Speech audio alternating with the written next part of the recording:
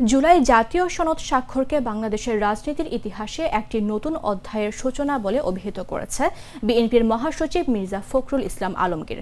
শুক্রবার বিকেলে জাতীয় সংসদের দক্ষিণ প্লাজায় জুলাই সনদ স্বাক্ষর শেষে সাংবাদিকদের প্রশ্নের জবাবে তিনি এই প্রতিক্রিয়া ব্যক্ত করেন। মির্জা ফখরুল বলেন, অন্তর্বর্তীকালীন সরকার যে কমিশনগুলো গঠন করেছিল সেগুলো প্রায় দীর্ঘ ৮ মাস পরিশ্রম করেছে।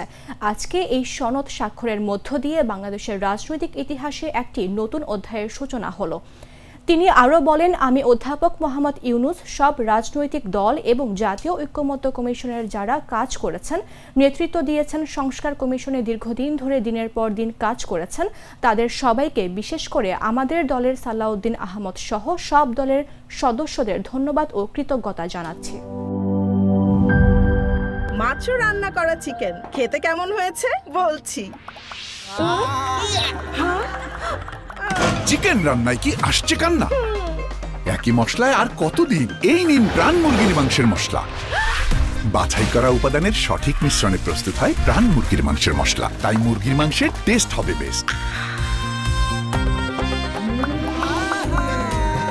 প্রাণ মুরগির মাংসের মশলা, মুরগির মাংসের টেস্ট হবে বেস্ট। শেফ রেকমেন্ডেড মশলা।